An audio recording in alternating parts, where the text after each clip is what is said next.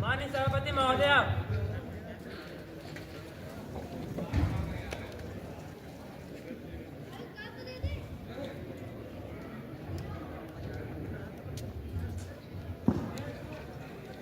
I welcome you all for the past session.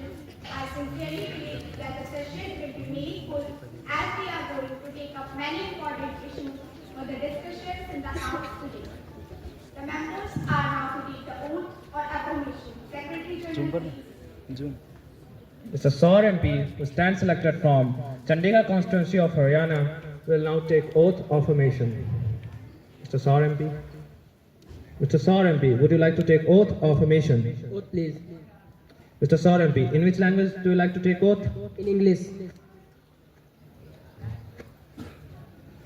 I, Saur, having been elected a member of Lower House of Youth Parliament, to swear in the name of God that I will bear true faith and allegiance to the Constitution of India, as by law established, that I will uphold sovereignty and integrity of India, and I will faithfully discharge the duty upon which I am about to enter.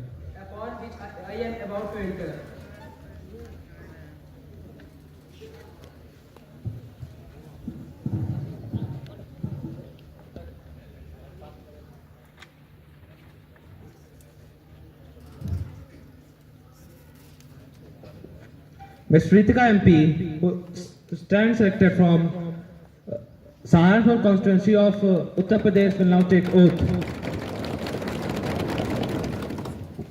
Ms. Ritika MP.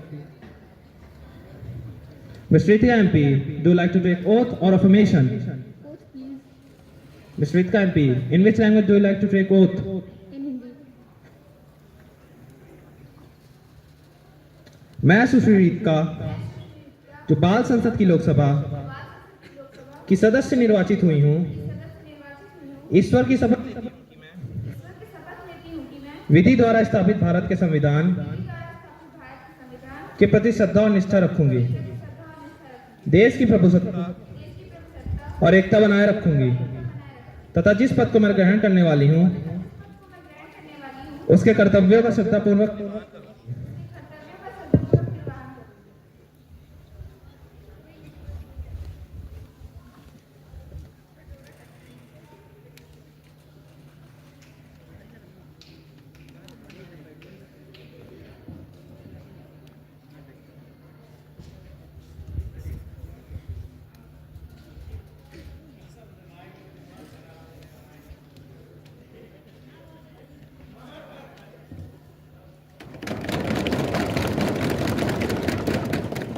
Honorable members, as we meet today, it is my duty to inform the House of the sad demise that our former colleague, Mr. Ratan Tata, who was a great industrialist and philanthropist, he was born on 28th of December 1937.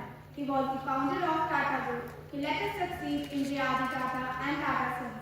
Mr. Ratan Tata received Padma Bhushan in 2000 and Padma Vibhushan in 2008. Mr. Ratan Tata also received various state civilian honors awarded by the honors. His contribution will always be remembered by the country. He passed away at Breach Candy Hospital Trust, Mumbai on 9 October 2022. Prime Minister, please. माननीय महोदय एवं प्रिय साथियों, श्रीमान रतन टाटा जी विश्व के सर्वश्रेष्ठ उद्योगपतियों में से एक थे। आज विश्व के कई विश्वविद्यालयों में श्रीमान रतन टाटा जी के द्वारा लिखी गई पुस्तकों का विद्यार्थी अध्ययन करते हैं। श्रीमान रतन टाटा जी ने सदैव ही देश हित के लिए कार्य किए और उनके द्वारा किए गए कार्य सदैव स्मरणीय रहेंगे। मैं श्रीमान रतन टाटा जी को विनम्र श्रद्धांजलि अर्पित करता हूँ और ईश्वर से यह कामना करता हूँ कि ईश्वर उनकी आत्मा को शांति प्रदान करे। Opposition party leader, please. देश ने आदर्श नागरिक श्री रतन टाटा जी को खो दिया। उनके द्वारा किए गए कार्य अतुलनीय थे। उनका जीवन सदैव देश के लिए योगदान भरा रहा है। मैं श्री रतन टाटा जी को विनम्र श्रद्धांजलि अर्पित करता हूँ। Now I will request the House to stand in silence for a while to express a deep sorrow.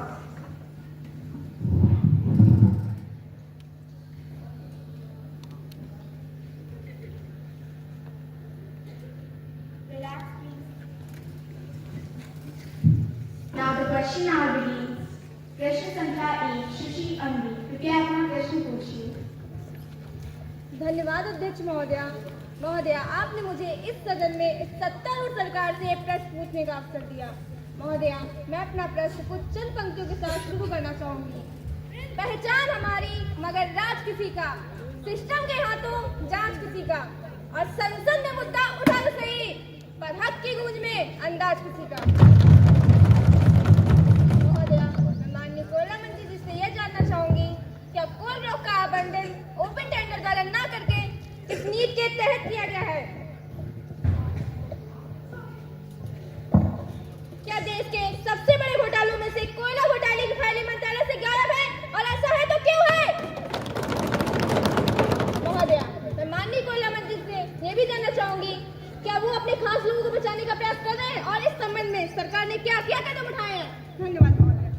माननीय कोयला मंत्री जी, कृपया इस प्रश्न का उत्तर दें। धन्यवाद अध्यक्ष महोदया। महोदया, जो सिस्टम की बात करते हैं उन्हें सिस्टम को जानना चाहिए। घोटालों की बात करने वालों को स्वयं को पहचानना चाहिए।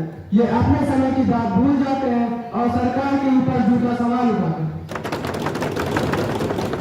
महोदया, मैं आपके माध्यम से समस्त देशवासियों एवं माननीय सदस्यों को यह बताना चाहूंगा कि नंबर 1, देश में सस्ती बिजली के उत्पादन के लिए कोल ब्लॉक का आवंटन ओपन टेंडर द्वारा और स्क्रूटनी के तहत किया गया। नंबर 2, जो 150 वाले मंत्रालय से गायब है, उसका कारण यह है कि उस समय विपक्ष की सरकार थी। महोदया, मैं सदन में बैठे सभी सदस्यों को यह भी अवगत कराना चाहूंगा कि सरकार किसी भी व्यक्ति या संस्था को बचाने का प्रयास नहीं कर रही है। इस मामले में कानून अपना कार्य कर रहा है। जो 150 पहले मंत्रालय से गायब है, उनकी कार्रवाई सर्वोच्च न्यायालय में जारी है। अतः हम सभी को सर्वोच्च न्यायालय के निर्णय की प्रतीक्षा करनी चाहिए। भारत में कानून का शासन है और कानून से ऊपर कोई नहीं। धन्यवाद। प्रश्न संख्या 2 सुश्री महक, कृपया अपना प्रश्न पूछिए। धन्यवाद अध्यक्ष महोदया। आपने मुझे इस सदन में सत्तारूढ़ सरकार से प्रश्न पूछने का अवसर दिया। वैसे तो आजकल सवाल पूछना ही देशद्रोह की श्रेणी में आता है। अध्यक्ष महोदया, आपके माध्यम से मैं स्वास्थ्य मंत्री सुश्री श्रेया जी से जानना चाहूंगी। मेरा पहला प्रश्न, कोरोना महामारी के बाद मानसिक स्वास्थ्य एक गंभीर राष्ट्रीय मुद्दा बनकर उभरा, जिसके कारण मानसिक बीमारियों के मामले तेजी से बढ़े। क्या सरकार ने इस दिशा में कोई ठोस कदम उठाए हैं? अगर उठाए हैं तो क्या? और इसके प्रति जागरूकता फैलाने के लिए कोई विशेष योजना बनाई है? मेरा दूसरा प्रश्न, ग्रामीण क्षेत्रों में स्वास्थ्य सेवाओं की कमी के कारण आम जनता को काफी कठिनाइयों का सामना करना पड़ता है। सरकार ने इस दिशा में अभी तक कदम क्यों नहीं उठाए? क्या सरकार ने अनदेखा कर रही है? अगर नहीं तो क्या कदम उठा रही है? माननीय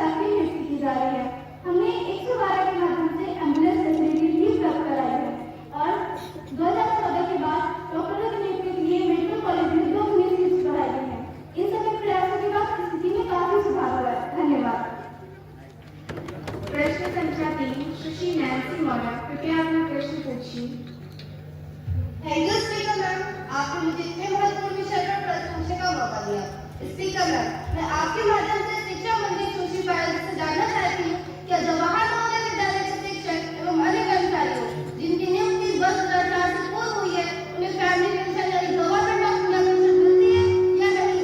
यदि नहीं तो क्यों? महोदया, माननीय मंत्री जी यह भी बताने का कष्ट करें। अपनी मांगों के समर्थन में फरवरी 2013 में जवाहर नवोदय विद्यालय के शिक्षकों ने जो हड़ताल की थी, उनकी मांगों पर कोई कार्रवाई की जा रही है या नहीं? जब उन्होंने अपने हक के खिलाफ आवाज उठाई तो सरकार ने उनकी मांगों को अनदेखा क्यों किया? माननीय शिक्षा मंत्री जी कृपया इस प्रश्न का उत्तर दें। अध्यक्ष महोदय, मैं आपके माध्यम से सदस्य को यह सूचित करना चाहती हूँ कि जवाहर नवोदय विद्यालय के शिक्षक एवं अन्य कर्मचारियों को फैमिली पेंशन नहीं मिलती है। वर्ष 2004 से पूर्व नियुक्त शिक्षक एवं अन्य कर्मचारियों को सीपीएफ तथा 2004 के बाद नियुक्त शिक्षक एवं अन्य कर्मचारियों को नई पेंशन स्कीम की सुविधा प्रदान की गई है। नवोदय विद्यालय समिति की स्थापना 1986 में की गई थी। उस समय नवोदय विद्यालय ने सीपीएफ विकल्प चुना था। महोदया, नवोदय विद्यालय के शिक्षक एवं अन्य कर्मचारी 6 फरवरी 2013 से अक्टूबर 2024 तक अपनी 23 मांगों के समर्थन में हड़ताल कर रहे हैं। उनकी प्रमुख मांग थी कि नवोदय विद्यालय के शिक्षक एवं अन्य कर्मचारियों को पुरानी पेंशन योजना प्रदान की जाए। इस संबंध में मैं माननीय सदस्य को बताना चाहती हूँ कि शिक्षा मंत्रालय उनकी इस मांग पर सहानुभूतिपूर्वक विचार कर रहा है। मंत्रालय द्वारा तैयार ड्राफ्ट पर इंटरनेशनल ग्रुप द्वारा विचार विमर्श अपनी एडवांस स्टेज में है। जल्दी ही कैबिनेट नोट तैयार करके कैबिनेट में भेजा जाएगा। धन्यवाद। प्रश्न संख्या 4 श्रीमान आगे कृपया अपना प्रश्न पूछिए। धन्यवाद अध्यक्ष महोदय, आपने मुझे इतने महत्वपूर्ण विषय पर प्रश्न पूछने का अवसर दिया। मैं माननीय शिक्षा मंत्री जी से यह जानना चाहूँगा कि विद्यालय में लागू पीएम श्री योजना जो कि इसी सत्र से लागू की गई है, मैं इसके औचित्य के बारे में जानना चाहूँगा।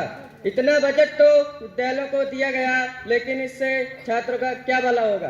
क्या यही काम इंटरनेट के माध्यमों से नहीं किया जा सकता, जो कि एक क्लिक पर सारी जानकारियां उपलब्ध हैं? और जबकि विद्यालयों की मूलभूत सुविधाएं जैसे पानी, बिजली, शौचालयों की गंभीर समस्याएं हैं, तो क्या सरकार इस बजट को उन मूलभूत इंफ्रास्ट्रक्चर पर खर्च नहीं कर सकती?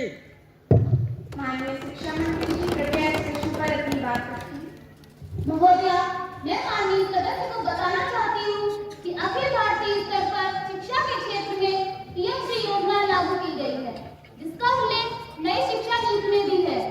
पीएम श्री योजना का उद्देश्य छात्रों को कक्षा और कक्षा के बाहर वास्तविक ज्ञान और अनुभव प्रदान करना है। इस योजना के तहत देश के कई केंद्रीय विद्यालय, जवाहर नवोदय विद्यालय, राजकीय माध्यमिक बालिका विद्यालय और प्राथमिक विद्यालयों को चयनित किया गया है। इस श्रेणी में जो भी विद्यालय आते हैं, उन विद्यालयों को मूलभूत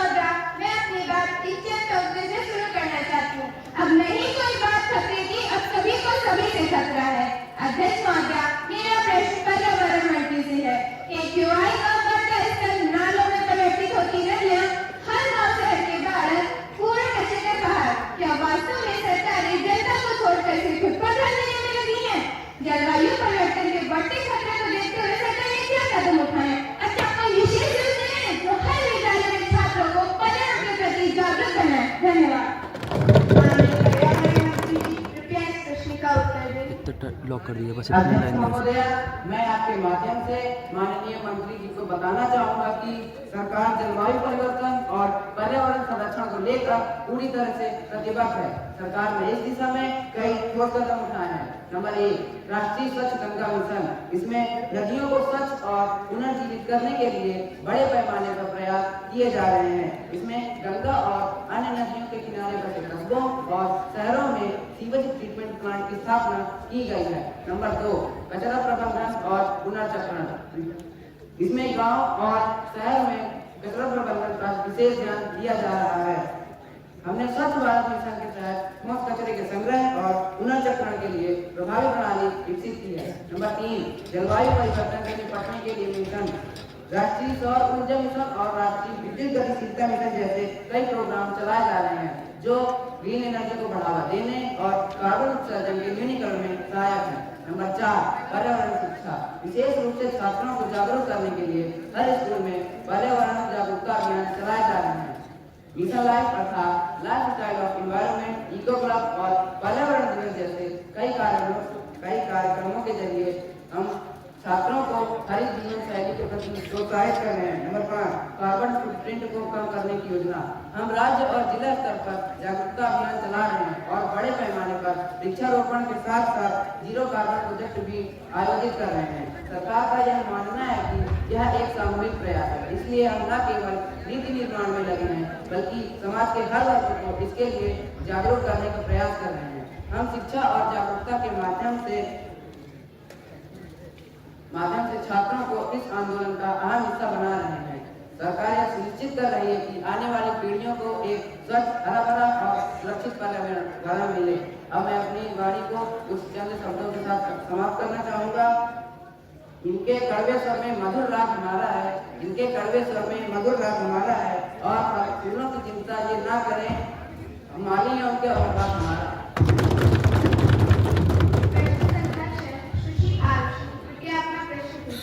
धन्यवाद अध्यक्ष महोदय, आपने मुझे इस महत्वपूर्ण विषय पर प्रश्न पूछने का अवसर दिया। अध्यक्ष महोदय, मैं अपनी बात कुछ इन चंद कवियों के साथ शुरू करना चाहूंगी। महंगाई के मामले में सरकार चुप्पी साधे बैठी है, आंखों में गद्दारी की पट्टी बांधे बैठी। इस शहर संसद में आप सारे पर्दे खोलूंगी, चाहे मुझे खुली पट्टी में चढ़ा दिया जाए, मन की सच्चाई बोलूंगी मैं।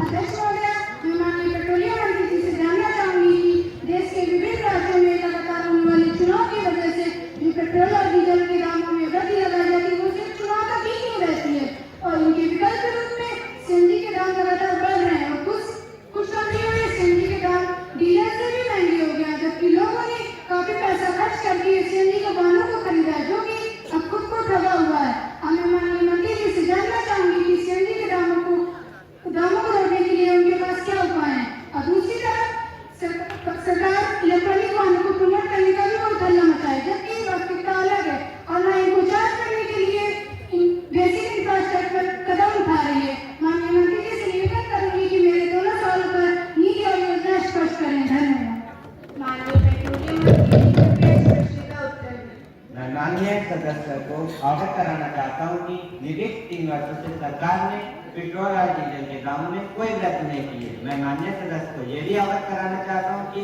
पेट्रोलियम पदार्थों का मूल्य अंतर्राष्ट्रीय बाजार में कच्चे तेल के दामों पर निर्भर करता है, क्योंकि भारत अपनी खपत का 70% तेल निर्यात करता है, इसलिए इसके दाम घटते बढ़ते रहते हैं। जहाँ तक सीएनजी के दाम का सवाल रहा तो इस ईंधन से व्यवसायिक मांग भी चलने लगे, इस कारण इसके दाम में बढ़ोतरी हुई है। जहाँ तक बढ़ोतरी हुई है, सरकार पर्यावरण के प्रति भी जागरूक है, इसलिए विद्युत चालक वाहन एवं गैस वाहन बड़ी संख्या में बाजार में लाए रहे हैं।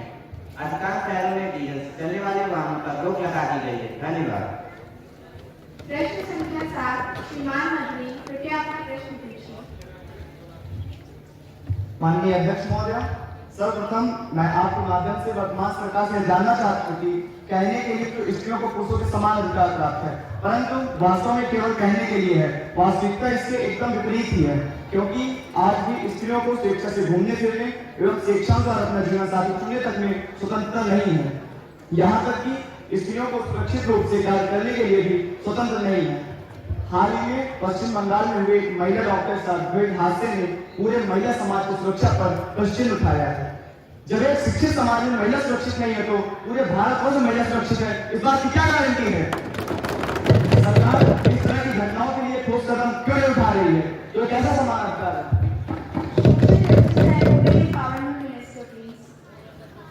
Honorable Speaker Madam, I would like to address the House that the involvement of girls in school and higher education is increasing over the years. According to UDICE portal, the gross enrollment ratio in the higher secondary education of girls increased from 76.2% in 2016-17 to 79.4% in 2021-22. While the gross enrollment ratio in the higher secondary education of girls increased from 43.7% in 2016-17 to 58.2% in 2021-22. Madam, according to employment statistics in Focus April 2023, in India, the female labor force participation ratio is at the rising steps. The latest PLX 2021-22 shows that the female LFPRs for the age 15 years and above has increased considerably and is stood at 32.8% in India, which was 23.3% in the year 2017-18. The female LFPRs for the age group 15 to 59 years has also increased to 32.8% in 2021-22 from 25.7% in 2016-17. The continuous government interventions are one of the major factors of this successive progress. Despite various socio-economic norms and the women participation in labor force and workforce is increasing significantly and further inspiring others for moving on the success path. In the journey of employment of females, the government assistance in the terms of policies, schemes and programs are their companion. Madam, no respected member already mentioned about West Bengal case. I would like to inform him that the case of West Bengal was under consideration of Supreme Court and the guilty was sentenced to life imprisonment under section 64, 66 and 103 of Bharatiya न्याय संहिता। मैं माननीय सदस्य से अभी निवेदन करना चाहूंगी कि वह इस तरह के मामलों में राजनीति ना करें। यह बहुत ही संवेदनशील मामला है। हम सभी इस तरह के मामलों से अत्यंत चिंतित हैं। और जहां तक प्रश्न महिलाओं के समान अधिकार का है, तो माननीय सदस्य इस बात पर भी विचार करें कि वर्तमान में हमारे देश के सर्वोच्च पद पर भी एक महिला ही कार्यरत है। साथ ही भारत के अनेक महत्वपूर्ण पदों पर महिलाएं कार्यरत हैं। Now at last, I would like to end it with some words. मैं स्त्री हूँ, मैं नारी हूँ, मैं कली हूँ, मैं फुलवारी हूँ। मैं दर्शन हूँ, मैं दर्पण हूँ, मैं नाच, मैं ही गर्जन। मैं श्रीमद् भगवद गीता हूँ, मैं द्रौपदी हूँ, मैं सीता हूँ। पुरुषों की इस दुनिया ने मुझे यह कैसी नियति दिखलाई, कभी जुए में हार गए तो कभी अग्नि परीक्षा दिलवाई। और इस दर्द से बढ़कर कोई दर्द नहीं हो सकता है, जो नारी का अपमान करे वो मर्द नहीं हो सकता है। तो आओ लड़ो मेरे साथ और ये आवाहन करो, अपनी मर्यादाओं को समझो और नारी का सम्मान करो। प्रश्न संख्या 8, श्रीमान राज, कृपया अपना प्रश्न पूछिए। माननीय अध्यक्ष महोदय, मैं आपके माध्यम से श्रीमान खाद्य एवं कृषि मंत्री से यह प्रश्न पूछना चाहता हूं कि क्या खाद्य एवं कृषि मंत्री इस बात से अवगत है कि यूरिया के दामों में लगातार वृद्धि हो रही है तथा डीएपी का दाम 1800 प्रति बोरी पहुंच गया है। मेरा दूसरा प्रश्न, यदि हाँ तो सरकार यूरिया के दामों में वृद्धि को रोकने के लिए क्या उपाय कर रही है? मेरा तीसरा प्रश्न, यदि क्या सरकार यूरिया के आयात को रोकने के लिए क्या उपाय कर रही है? कृषि मंत्री जी, कृपया इस प्रश्न का उत्तर दें। अध्यक्ष महोदय, यूरिया और डीएपी के मूल्यों में हो रही वृद्धि की जानकारी सरकार को है। यूरिया और डीएपी के मूल्यों को रोकने के लिए सरकार कई प्रकार के उपाय कर रही है। केंद्र सरकार ने पहले ही यूरिया संकट पर बड़ा बयान दिया और कहा है कि देश में यूरिया की कोई कमी नहीं है। कमी कुछ लोगों द्वारा पैदा की जाती है जो बाजार को प्रभावित कर लाभ कमाने के लिए अनावश्यक कमी पैदा कर रहे हैं। मैं सदन को बताना चाहता हूं कि देश में यूरिया की कोई कमी नहीं है और राज्य सरकार से आग्रह करूंगा कि वे सक्रिय रूप से हस्तक्षेप करें और उन लोगों पर कार्रवाई करें जो बाजार को प्रभावित करते हैं।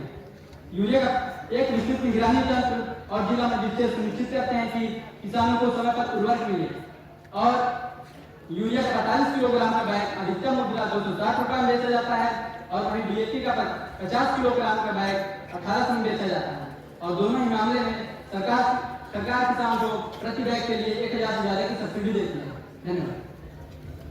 प्रश्न संख्या 9 सुश्री वैष्णवी, कृपया अपना प्रश्न पूछिए।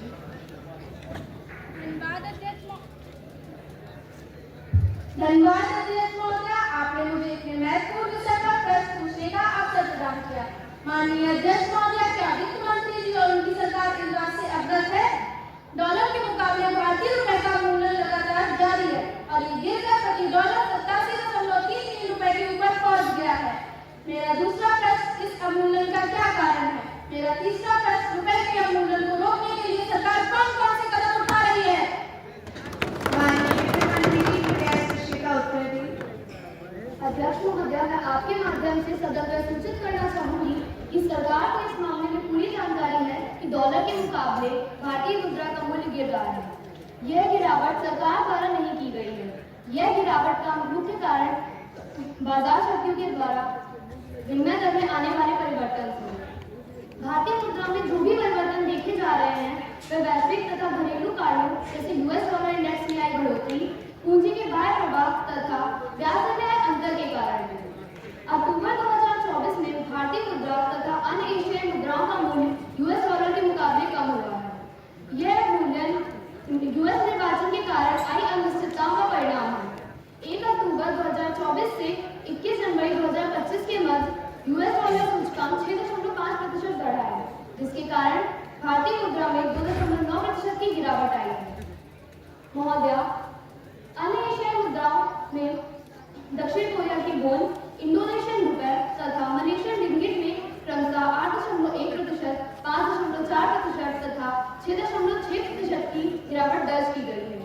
इसी समयावधि में G10 देशों के मध्य जापान के येन, ब्रिटिश पाउंड तथा यूरो में भी क्रमशः 6%, 7% तथा 9.9% की गिरावट दर्ज की गई है।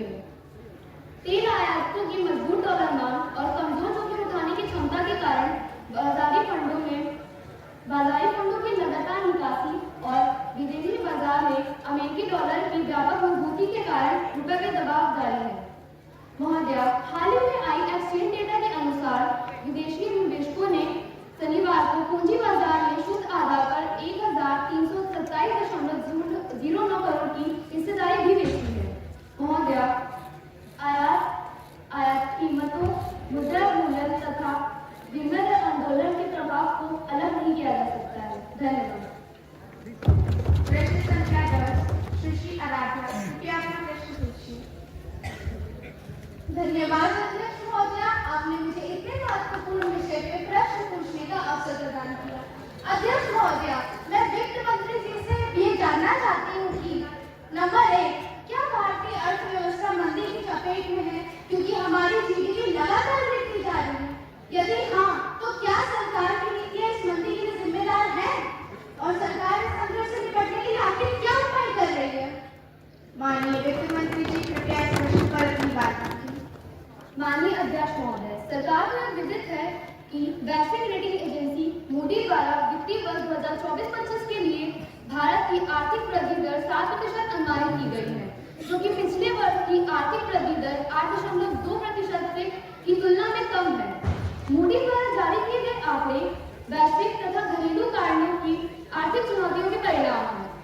मैं माननीय सदस्य को यह सूचित करना चाहूंगी कि वर्तमान समय वैश्वीकरण का है, जिसमें किसी भी देश की अर्थव्यवस्था अन्य अर्थव्यवस्था के परिवर्तन होने से प्रभावित होती है। मूडी द्वारा जारी किए गए आंकड़ों के प्रमुख कारण वैश्विक आर्थिक मंदी, मुद्रास्फीति दबाव तथा औद्योगिक क्षेत्र में कमजोर प्रदर्शन के कारण है। महोदया, हम इस बात से इनकार नहीं करते कि मूडी द्वारा जारी किए गए आंकड़ों को हम जान नहीं लेंगे, मगर मैं सदन का ध्यान विश्व बैंक तथा अंतर्राष्ट्रीय मुद्रा कोष द्वारा जारी किए गए आंकड़ों पर भी डालना चाहूंगी, जिसके अनुसार वित्तीय वर्ष 2024-25 के लिए भारतीय आर्थिक वृद्धि दर 7% अनुमानित है, जो कि पिछले वर्ष की तुलना में अधिक है। अतः यह कहना कि भारतीय अर्थव्यवस्था मंदी की चपेट में है, यह गलत होगा। महोदया, मैं सदन को आश्वासन देती हूँ कि यदि किसी कारण से मंदी जैसी स्थितियां सामने आएंगी तो सरकार इस मामले में जरूरी कदम उठाएगी। धन्यवाद। प्रश्न संख्या 11 सुश्री अंशिका, कृपया अपना प्रश्न पूछें। धन्यवाद अध्यक्ष महोदय। मैं माननीय रक्षा मंत्री जी से जानना चाहती हूँ कि क्या सरकार सेना में भर्ती के लिए 4 साल वाली अग्निवीर योजना को ही लागू रखेगी? यदि हाँ, तो क्या ये युवाओं के भविष्य और देश की सुरक्षा के साथ खिलवाड़ नहीं है? और जब युवा अग्निवीर से बाहर आएंगे तो सरकार के लिए उनकी क्या क्या योजना है? धन्यवाद। माननीय रक्षा मंत्री जी कृपया इस प्रश्न का उत्तर दें। महोदय धन्यवाद। मैं सदन को सूचित करना चाहती हूँ कि अग्निवीर योजना एक प्रकार की स्कीम है जिसमें युवाओं को 4 साल के लिए सेना में सेवा देने का अवसर मिलेगा। 4 साल बाद चयनित हुए जवानों में से 25% जवानों को परमानेंट कर दिया जाएगा, बाकी जवानों को सेवानिवृत्त कर दिया जाएगा। सेवानिवृत्त जवानों को किसी भी प्रकार की पेंशन नहीं दी जाएगी, पर इस 4 साल के अल्पकाल काल में उन्हें प्रथम वर्ष 30,000 रुपए, दूसरे वर्ष 33,000 रुपए, तीसरे वर्ष 36,500 रुपए और अंतिम वर्ष 40,000 रुपए प्रतिमाह का वेतन दिया जाएगा। इसी के साथ उन्हें 48 लाख रुपए का इंश्योरेंस, साथ ही साथ 6 महीने की ट्रेनिंग भी दी जाएगी। अध्यक्ष महोदय, माननीय मंत्री जी मुझे यह भी बताने का कष्ट करेंगे कि क्या ये सेना को कमजोर करने की सरकारी षड्यंत्र नहीं है? मंत्री जी कृपया। जो 6 महीने की ट्रेनिंग दी जाएगी वो एडवांस लेवल पर दी जाएगी और उसमें एडवांस तकनीकी का इस्तेमाल किया जाएगा। इसी के साथ अगर जवान शहीद हो जाते हैं तो उनके परिवार को 1 करोड़ रुपए दिया जाएगा। अगर जवान दिव्यांग होते हैं तो उनके परिवार को 44 लाख रुपए दिया जाएगा। अग्निवीरों को रिटायरमेंट के बाद अग्निवीर स्किल सर्टिफिकेट भी दिया जाएगा जिसका उपयोग वे भविष्य में दूसरी नौकरी में चुने जाने में भी कर सकते हैं। धन्यवाद। कोई पूरक प्रश्न? माननीय अध्यक्ष महोदय, मैं रक्षा मंत्री जी को बताना चाहता हूँ कि शायद भूल रही है कि अगली एक कॉन्ट्रैक्ट जॉब है, एक आर्मी कैरियर नहीं। क्या देश की रक्षा एक टेम्परेरी वर्कफोर्स भरोसे छोड़ी जा सकती है? क्या सोल्जर सिर्फ 4 साल के लिए होता है? जब एक डॉक्टर बनने के लिए 4 से 5 साल लगते हैं, एक इंजीनियर बनने के लिए 5-6 साल लगते हैं, तो क्या फौजी सिर्फ 6 महीने तैयार किया जा सकता है? जिस सोल्जर को 4 साल बाद निकाल दिया जाएगा उसका फ्यूचर क्या होगा, इस बारे में हमने सोचा है? क्या देश की रक्षा सिर्फ एक एक्सपेरिमेंट है जिसमें 4 साल बाद अपने जवान को भूल जाएं? जब एक IAS ऑफिसर, MP, MLA को रेगुलर सैलरी और फैसिलिटीज मिलती हैं तो एक जवान को क्यों नहीं? मैं रक्षा मंत्री जी को यही बताना चाहता हूँ कि देशभक्ति कोई समझौता नहीं, जीवन का एक प्रमाण है। जो फौजी अपनी जान दे सिर्फ 4 साल का प्रमाण है। जब दुश्मन से आंखें मिलती हैं तो हिम्मत का काम चलता है। वहाँ कोई कॉन्ट्रैक्ट नहीं, बस भारत माँ का नाम चलता है, बस भारत माँ का नाम चलता है। माँ के हाथों रक्त तिलक जो लड़ने जाता है, माँ के हाथों रक्त तिलक जो लड़ने जाता है, सिर्फ 4 साल बाद कागज का टुकड़ा पा जाता है। जो फौजी अगर भारत माँ की सुरक्षा अमर है तो सेना भी अमर होनी चाहिए। जो फौजी का सपना है उसका सम्मान भी अमर होना चाहिए। मैं आपके माध्यम से रक्षा मंत्री जी नहीं बल्कि पूरे भारत के नौजवान युवा साथियों को यह बताना चाहता हूँ कि एक सोल्जर सिर्फ 4 साल का नहीं होता बल्कि उसका जज्बा उम्र भर का होता है। अगर सेना को मजबूत बनाना है तो कमिटमेंट दो, कॉन्ट्रैक्ट नहीं। जिस तरह सूरज हमेशा चमकता है, गंगा हमेशा बहती है, उसी तरीके भारत की रक्षा करने वाले भी सिपाही अस्थायी नहीं स्थायी होने चाहिए। महोदय, स्थायी होने चाहिए। माननीय रक्षा मंत्री जी कृपया इस प्रश्न पर अपनी बात रखिए। मैं अध्यक्ष महोदय के माध्यम से सदन से सूचित करना चाहती हूँ कि जैसा कि मुझे लग रहा है सदस्य राजनीति में ज्यादा लीन हो गए हैं, इसीलिए तो इन्होंने हमारे उत्तर को ध्यान से सुना नहीं। मैं उनको पुनः बताना चाहती हूँ कि अग्निवीर योजना में जो 6 महीने की ट्रेनिंग दी जा रही है एडवांस लेवल पर दी जाएगी तथा इसमें एडवांस तकनीकी का इस्तेमाल किया जाएगा। मैं माननीय सदस्य को यह भी बताना चाहूंगी कि जो अग्निवीर की योजना है वह युवाओं के उज्जवल भविष्य को ध्यान में रखते हुए ही लागू की गई है। 4 साल की कार्य अवधि के बाद उन्हें कुल मिलाकर 12 लाख रुपए दिए जाएंगे। इसी के साथ उन्हें रोजगार शुरू करने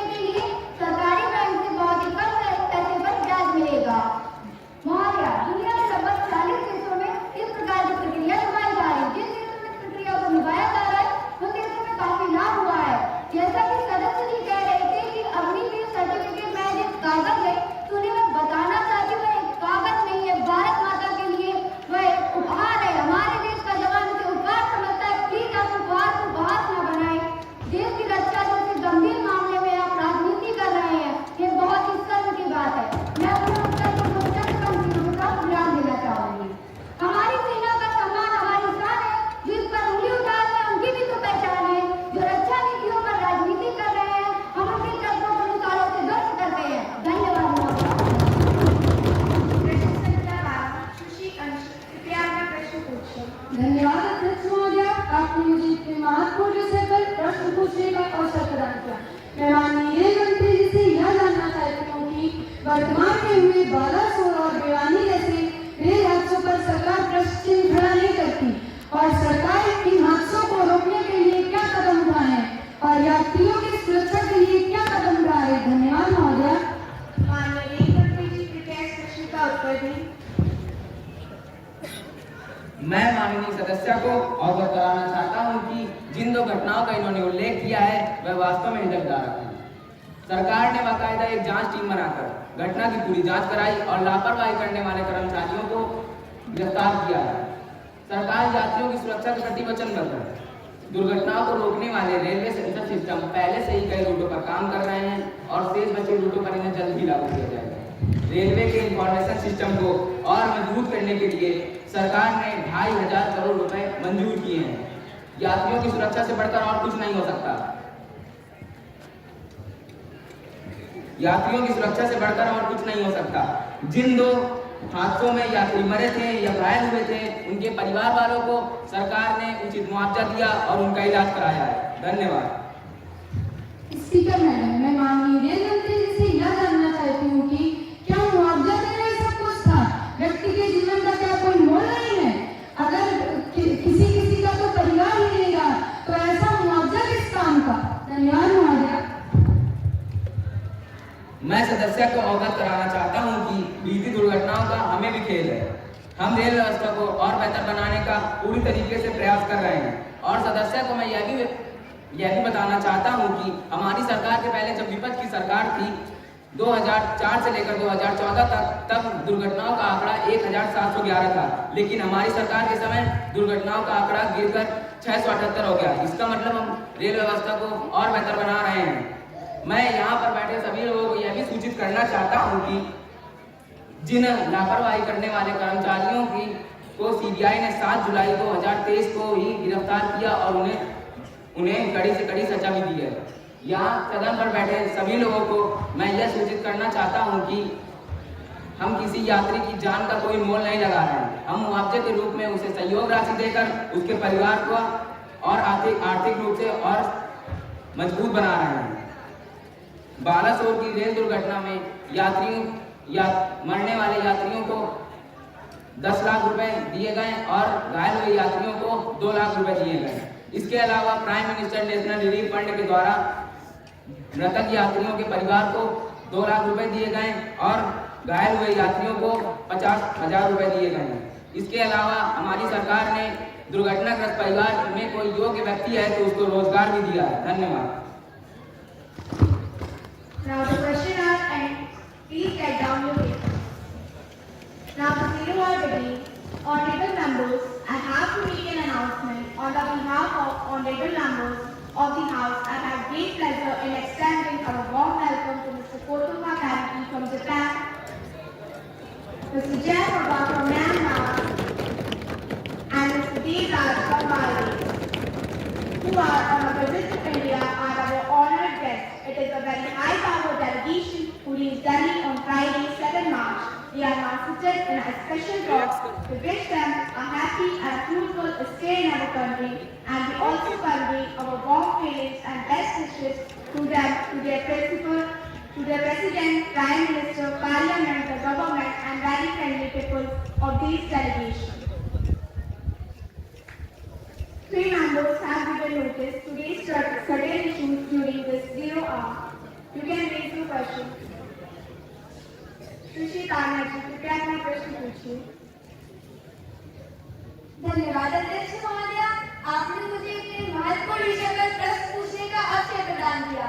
माननीय अध्यक्ष महोदय, मैं आपके माध्यम से एक अत्यंत ज्वलंत समस्या की ओर आपका और प्रधानमंत्री जी का ध्यान आकर्षित करना चाहती हूँ।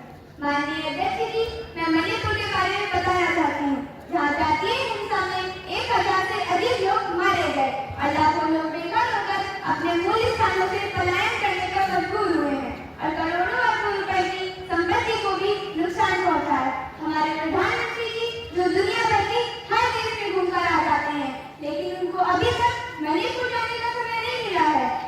वहाँ के मुख्यमंत्री ने भी इस्तीफा दे दिया है। मैं पूछना चाहती हूँ कि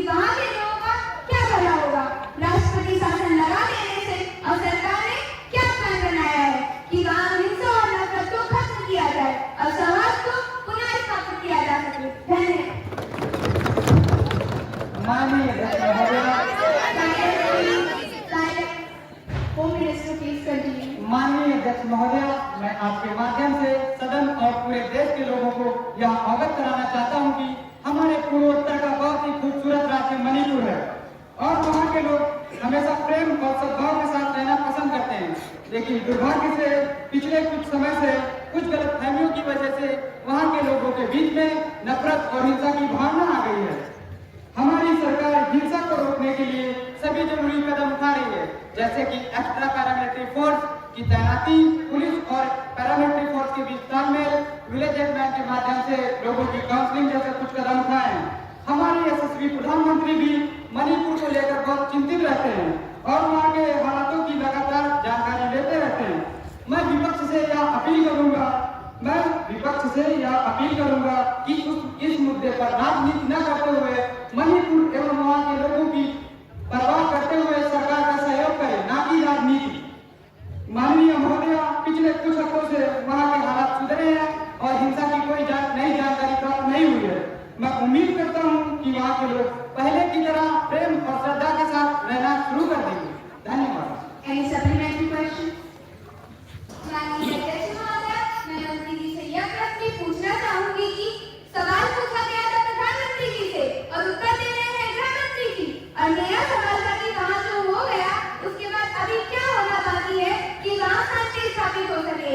लेकिन गृह मंत्री जी बता रहे हैं मणिपुर का इतिहास, वह न बताइए मंत्री जी, वहाँ के लोगों की जान माल की सुरक्षा की क्या गारंटी है, यही बताइए कि आगे से ऐसा ना हो।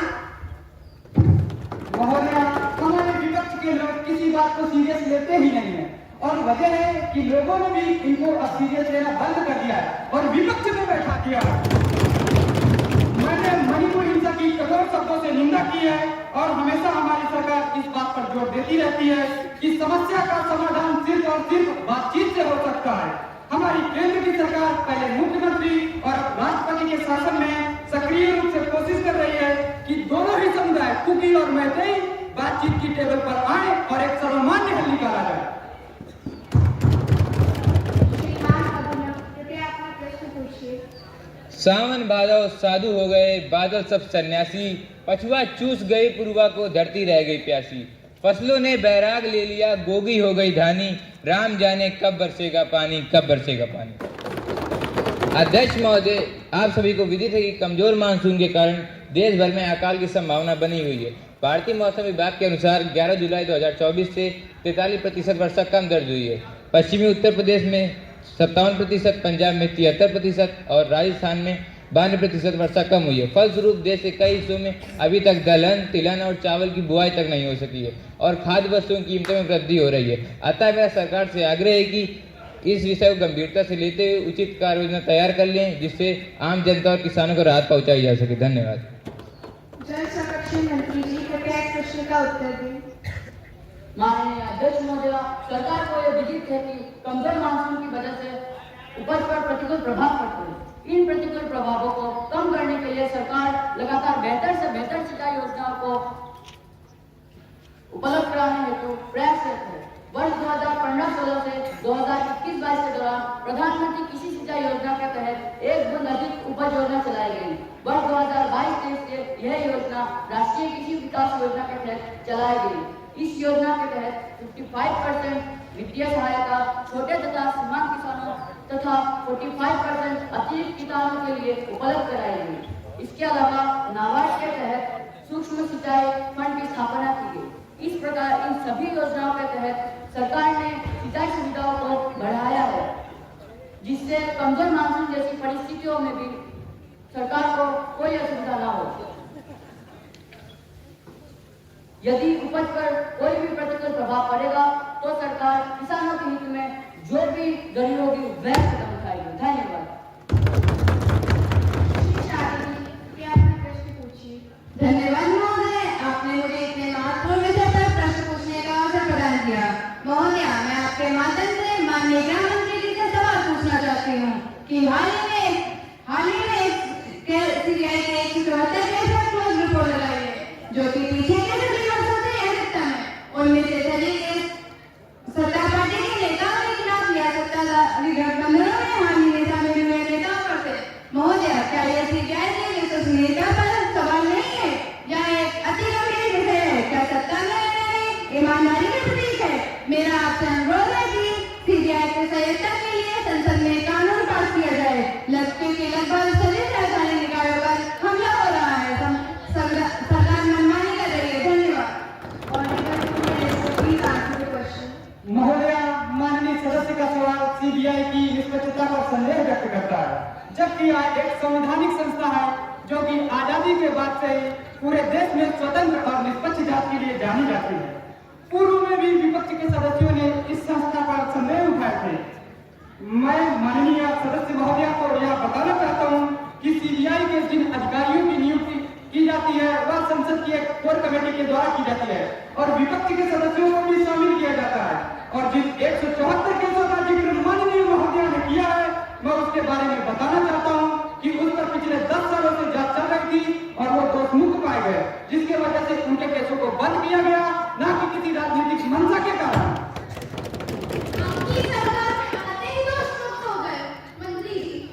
परंतु सदस्य महोदय, आपकी सरकार भी तो उन्हें दोषी साबित नहीं कर पाई और न ही उनको न्याय दिला पाई और न ही उनके केसों को सुलझा पाई। माननीय सदस्य महोदय, आपको प्रश्न करने से पहले उस पर विचार कर लिया जाना चाहिए। Honorable members, I have to make an announcement. Now the House will take up consideration to the Public Examination Prevention of Unfair Means Bill 2022. The government has the need to introduce a bill which already has been introduced in the last session. Those who are in favor of the bill, please raise your hands. Those who are against the bill, please raise your hands. No. The number of favors are more, so I will request the Education Minister to read the bill in the House. आज के समय में यह बहुत गंभीर समस्या है, इसलिए इस बिल को लाया गया है। कृपया विपक्ष पर भी ध्यान दें। The Public Examination Prevention of Unfair Means Bill 2024. The government felt the need to introduce the Public Examination Prevention of Unfair Means Bill 2024 due to several concerns regarding cheating and malpractice in public examinations. यह क्यों लाया गया?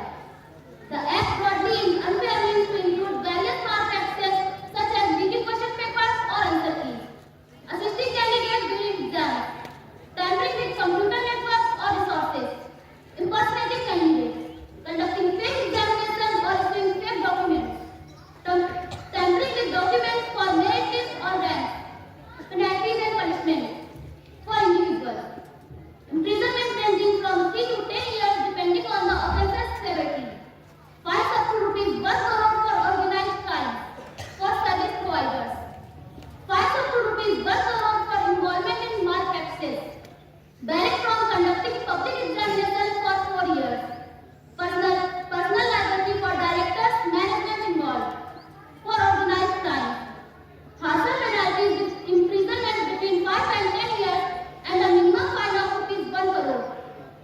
Institution involved can face property attachment and forfeiture. Empowering authorities.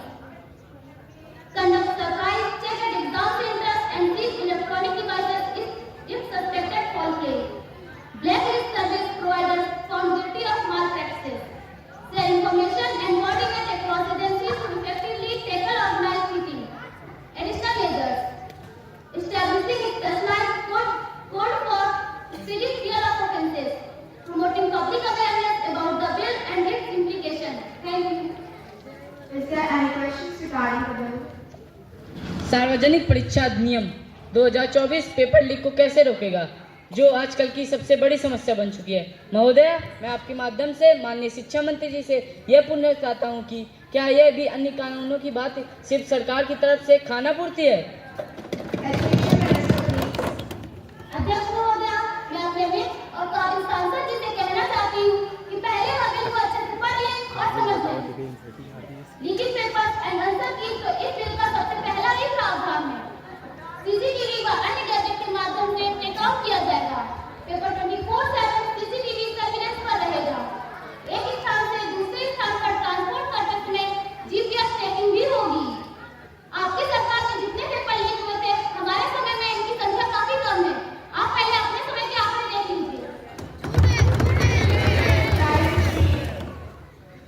माननीय महोदया, ये सरकार जब से आई है सिर्फ आंकड़ों का खेल ही खेल रही है।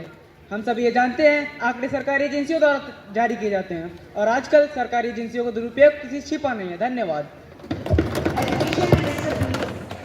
माननीय सदस्यगण, ये बिल सिर्फ पेपर लीकिंग ही नहीं रोकेगा। मेरे केस में इतने समय धांधलीबाजी होती थी, अब उस पर भी लगाम लगेगी। ऑनलाइन पेपर में जो कंप्यूटर नेटवर्क के साथ जो टैंपरिंग की जाती थी, इस बिल के माध्यम से उसको भी रोकने का प्रयास करेंगे। अध्यक्ष महोदया, मेरा ऐसा विश्वास है कि यह बिल एक पारदर्शी व्यवस्था बनाएगा और सही प्रतिभाओं को आगे आने का मौका मिलेगा। धन्यवाद। Those who are in the favor of the bill, please say aye. Those who are against the bill, please say no. I think the ayes have it, the ayes have it, the ayes have it. The bill is considered to be passed. The motion is adopted. Now the House